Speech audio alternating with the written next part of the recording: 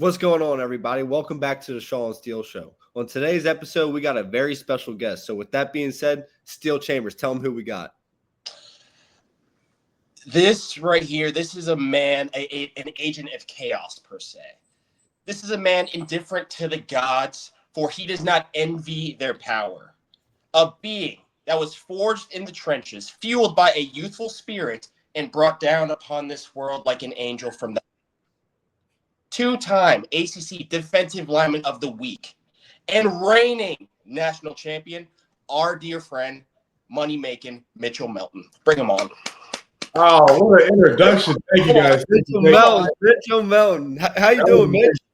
I'm doing good, man. I never had an introduction so well in my life. I feel like some type of Greek god or some character. That was amazing. I want to make up caliber, and you are, buddy. That's all I'm trying to do here. I appreciate that, man. But I'm glad to be here. Thanks for having me on. We love you, brother. We're pumped to have you on the show. So we got a couple questions for you. We'll get right into it. And the first one, just for people watching this, Mitch was at Ohio State with Steele and I, and he was there for 5 years, right, Mitch? Yes, sir. And then had a great career at Ohio State, and he wins the national championship with the Buckeyes last year. And then you decide to hit the portal. I transferred out of Ohio State, so I can relate after having some success there. So what I want to ask you, Mitch, is what was that transfer process like? What went into that? What went into that decision? Why did you end up transferring? And then in the end, why did you end up going to the University of Virginia? That transfer portal process was very, very interesting. I was doing it during the season. So I had told Coach Day that I would like to enter the portal. It was right before the Tennessee game, and he was very receptive towards my process. So he allowed me to stay with the team and help contribute. And from there, it was weird. We would have like the Tuesday practice, and then I'd go home and get on a Zoom call with a bunch of college coaches. So it was a very, very interesting process. But I was I made it very clear like what I wanted from these schools and what I wanted for my career at this point in my career. Because I've been in college for about 10 years now, so I need a little bit more playing time. I need a little more of an opportunity to show my skills to go where I want to go. And I think Virginia was the most receptive toward that process. They were very clear and communicative, and Coach Elliott and his staff were really understanding of what I needed for my career and what they needed as well. And it was a very transparent conversation, and I think it married up very well. Yeah, no, it seems like it's been a perfect match for you so far. And then you're from Maryland, so you're kind of close back to home. But you mentioned Tony Elliott, and that's the next question I got for you. Since being at Virginia, what's that culture been like, in comparison to Ohio State? Because I always tell people that Ohio State's culture-wise is as good as it gets. But it seems like things are rolling over there at the University of Virginia. So what kind of coach is Coach Elliott, and what's that culture and vibe like since you've been there? I give all the credit to Coach Elliott and the vibe and the culture he's created. I think he's a very players first kind of coach, and he looks out for the player, not only what they do off the field, but what they're doing on the field as well, and what they're doing off the field as well. You get what I'm saying? But I think he always wanted us to perfect a 30-year-old version of ourselves. So like not only what we're doing in the classroom, but what we're doing outside, networking and things like that. So that was something that made me very interested in the program. But I think it's very interesting, like the difference between this and Ohio State. Like this is a team that's like, I think we had about like 30 new transfers or so. So it's an entirely different team, and it's a lot of different experiences coming together and trying to make it work. But I think what I thought was really cool, how quickly we came together and we meshed, because we all had a commonly shared goal, and we know that we wanted to be great. So I think we really put our head down. And I always like to say, like, this team is willing to learn as well as willing to lead. So I think a lot of guys have sometimes taken a step back or sometimes taken a step forward into being the version of themselves that could be successful for this team, for sure. That's great. I think you go a beautiful segue into Steele's question. So, Steele, what do you got for him, man? Yeah, Mitchell, this is Steele, college friend. Can't forget you, buddy. Yeah, but coming from Ohio State, you've got 5 years of experience under your belt. I'm just curious kind of how you've used all that experience as just tools to maybe enhance your leadership qualities on this Virginia team. I feel like you're coming in from, again, Ohio State, just a bigger type of program. So maybe you've injected a little bit of that Ohio State culture into this team, or at least I don't know. Yeah, just what way? Yeah. I am the registered UNC of the team. So they look at me and they see age. They see a lot of it as well. But I think I've used a lot of the things that I learned at Ohio State. I've kind of brought it over. Like competitive excellence is one thing that I've harped on consistently throughout the season. And I think it's helped us go a long way, because like I don't know I think, Virginia's been through a lot and they've dealt through a lot of adversity, but I think the way in which we've found a way to respond throughout, and I think throughout the season, but throughout the past as well, has been something that I've tried to take with me from my time in Ohio State, but something that they've already had at Virginia. So I think I've learned a lot and they've learned a lot from me as well. And it's been a great relationship altogether. Beautiful. I mean, I get nothing left for you. Yeah. So Mitch, so a question I got for you, or kind of want to talk about, is when I transferred, that first season when I transferred to USC, like you said, it's like 30 transfers, it's a whole new team, and it happens really quickly. But my first year when I transferred was probably the most fun. Obviously I love being with you guys, but that first season at USC, it was just something about it. All new guys and a new real program, and just having success made it very, very special. So what, talk a little bit about the success on there and the kind of group of guys you guys have. Yeah, I think it's all the credit goes to the coaches, because they went out and found those specific guys that make this team what it is. And they knew what kind of guys they needed to make this team successful. So I think a lot of credit goes to them, but I give also a lot of credit to the players, because a lot of them came in with expectations and goals they had for themselves. But I think we came together and understood that the team has to be first in everything we're doing. So I think I give all the credit to the guys that came in. A lot of guys stepped up in leadership roles. A lot of guys stepped up in other roles that they didn't know they could. And I think it goes back to being humble and understanding what is needed for the team and what we can do to be successful in the long run, for sure. All right. Yeah, we're obviously seeing that connection you guys have built. I mean, you go out, you beat a fantastic Florida State team, storm the field in a fashion I've never seen before. That was beautiful. Very. What kind of thing are you guys doing in the offseason and through this season to just become like a closer team? I know Ohio State, we went to Zoom Pissy Bay during camp. What kind of stuff are you doing to become like a closer group and bond? Yeah, I think like Ohio State, we had a lot of fellowship, just taking time outside the facility, hanging out. We had a D-line cookout over the summer, which I thought was really impactful. And it was really good to see the guys outside of their workout uniform or their football pads. And it was really just a good time to sit down and get to know the guys on a deeper level. I've actually picked up a little bit of fishing this past summer, just fishing with the guys. It's been nice, man. It's been real nice. And there's a lot of beautiful spots out here in Virginia. But just spending time outside of the facility has been the biggest thing, where I feel as though the team has gotten a lot closer. Just having something to talk about, when you come in the next day from workouts, just sharing those memories. You guys know about it, all those times we had back at the bar house and back at Ohio State. But yeah, I think the guys have really taken advantage of the opportunities outside of the facility. I actually went to Hawaii with a couple of my teammates over the spring break. What? And, what?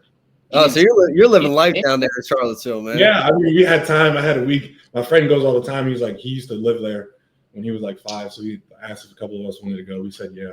It was awesome. It was amazing, a great opportunity. You would tell me and Jalen in the group chat. Yeah, I mean, I definitely have told you. I just think you probably Mitch has moved on, man. He's moved on. Oh, don't say that. I know where I came from. I know who made me. No, I'm just saying. He's got big. Nah, it was a great opportunity. And I think it was testament to how close we've gotten over just a short amount of time. Yeah, I mean, these guys are really good, and they're really good friends, and it makes it really easy to go to war with them, for sure. Yeah, I mean, you can see how close you guys are, because you drop an early one to North Carolina State, but you come back, you beat Florida State, like Steele talked about. And then kind of a question that Steele and I had for you guys after that game was, are you going to use it as momentum, or kind of like an emotional? You've played in plenty of big games, Mitch, and you can go one or either ways, but it looks like you guys are really using it as momentum. Just kind of talk about that vibe in the locker room, going from the loss at NC State to a huge win over Florida State, and then have to turn around quickly and go fight in another overtime game against Louisville. Yeah, it's been a season of challenges, but I think the success of a team has come to how they overcome those challenges and those obstacles. But I know that NC State game, we were very mad, not only at ourselves, but the things that we did on that field, because I feel like we lost that game more than they won it. But I think we understood what we can be. And even in that game, we realized we can play with the best of the best. And all we have to do is literally just do our job and stick to the game plan that the coaches have made, because it's going to put us in the right position every time. So we really just stay the course, understanding that it's a week by week kind of thing, and we can't let the past overtake the present and everything that we're doing. So I really understand. I think in the moment at NC State, that we had to lean on our leaders, and guys like me and a lot of the leaders on the team had to make it known that we can still achieve everything that we want to. And luckily, it wasn't even a conference game, which was something I never had experienced, but it was still something that allowed us the opportunity to respond, which is really crucial in this time of year. So it's been great. Something I'm realizing right here, I think just a beautiful thing for anyone that's heard Coach Day talk to his team. Mitchell, he's just basically a soundboard. He's just saying all these sound bites that he's been this for years. So just the fact that you went to Virginia, but you're still just taking in all that information, all that knowledge you got from Coach Day over at Ohio State, I think it's a great thing. Just use kind of propelling yourself and this Virginia team. I just want to say I very much appreciate that. I appreciate you noting that. I think Coach Day, he's probably one of the more pressurized coaches in all of sport. I think he's been through a lot, but the way in which he's handled that and still been a consistent leader for his team has been something that I've always given him a lot of credit for, and it's allowed me to take some sound bites, like you said, and a lot of his coaching points. But I understand it makes sense why they are who they are, and he is who he is because of all the things that he preaches on. So I think it makes sense for me to take some of that and use it for a team that not necessarily needs it, but to love to hear it because it's just another way that they could, another perspective they could have and to see why success is not easy to come by. Yeah, and on top of those coaching points, your journey, you've been through a lot of adversity, and I can just talking to you now and kind of messing with you when we're all together.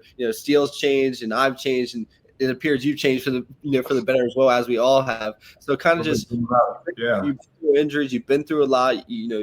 Had to transfer.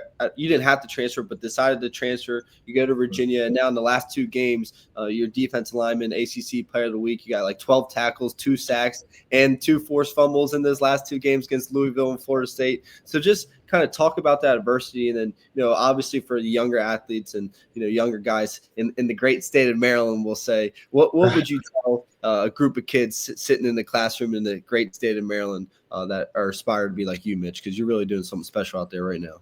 And I appreciate that. I've always found myself with the thought that my expectations pale in comparison to reality, and everything that I have expected to happen probably hasn't gone the way I wanted to, but I'm still so grateful for this opportunity and the journey that I've been on. It's made me, find brothers for life like you guys and learn so much about myself in the process. So I'm truly grateful for it. And I think if I had anything to say for some great guys in the state of Maryland, I'd just say enjoy the process and enjoy the journey. It might not be what you want it to be every time, but it's still going to be a blessing at the end of the day. And you're going to learn so much about yourself and those around you that will make you very lucky to be a part of it. And also just embrace the response, because a lot of things are going to go right and a lot of things are going to go wrong. But what you can control is how you respond. And you guys have definitely heard that before. So I think embracing that response, embracing the journey is the biggest thing. You just gave me the butterflies, buddy. Love to hear. Close it down here. And of course, we're going to end it by shooting the shit. So just, Mitchell, what was your favorite memory at Ohio State? Oh, gosh. I mean, too many to count, but I think I can't remember the restaurant name, but those times we would go to that restaurant, you get like the stack of ribs. We would all just be sitting down and just chilling with the guys. Bar house. Special occasions. Yeah. What was the place called though? Hickory House. Hickory House. Hickory House was the place. I think the bar house cemented my time at Ohio State. I mean, oh yeah. Think about those days every day. I think about those times we had, those memories. I think about Tommy driving on the sidewalk. I think about you guys driving through the snow and hanging on Cade's truck. I think it's just all those times you had. It really, and I even think about when you were Bryson, you decided to transfer, and we had that heartfelt moment outside of the bar house. It was just a culmination of all the things that we've been through, and it made me really enjoy the time we had. So much so that I'm still in college. I've been here for so long, but I think those times that we had made it so much easier to do all the hard things that we did. It made it so much easier to grind and sweat and have tears, blood, sweat, and tears, and all those things. So it was just the times that we had made everything else so much more easier. And I can't be nothing but grateful for it. It makes me miss it every day. You guys know that. But it's been a great time.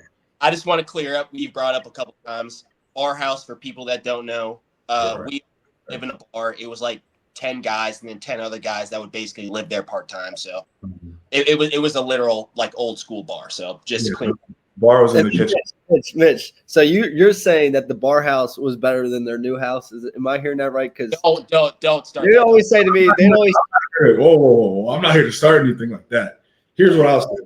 The bar house was second to none, just like the house that they had after was second to none. I think But Monday dinners at the second house was, something We beautiful. never Monday dinners whenever we were Yeah, smoking. those dinners were they brought a lot of people together, and just to have that fellowship and sitting, it felt like a more intimate familial vibe. You know what I'm saying? But the bar house itself is chaotic as it was beautiful. You know what I'm saying? I think there was never a chance where there wasn't at least like 12 guys in that house, and that in itself made it awesome. Kind of pause on that, but it made it awesome because like there was always something to do. There was always something to watch or something. It was just like I remember that time we were watching like the Final Four that one, and it felt like there was 20 people in the house, 4 dogs. Boiled it. Yeah. Well, it was St. Peter's versus I think Kentucky, and Cody ran in. He said, "I don't care, I'm gonna spoil it," and he spoiled it anyways. And I don't blame him for it. Jersey guy, they're just like that or whatever. But it was just like just the best of times, literally. And it was. All right, Mitch, that wraps it up for me, brother. Steele, you got anything else for Mitch? No, I'm gonna punch in my I love you card. I know I don't give you those too much. I love you. I needed that. That's awesome. I love you. No, too. I love you. Yeah, Mitch, we're so proud of you, man. We're really enjoying watching you play and just wishing you the best of luck rest of here. And once you finish up, we'll all have to get together again and go on a trip or something. No, for sure. We got to coordinate it, and we all get together for sure. Yeah. All right, brother. All right. Thank you, guys. Later, bud. See ya.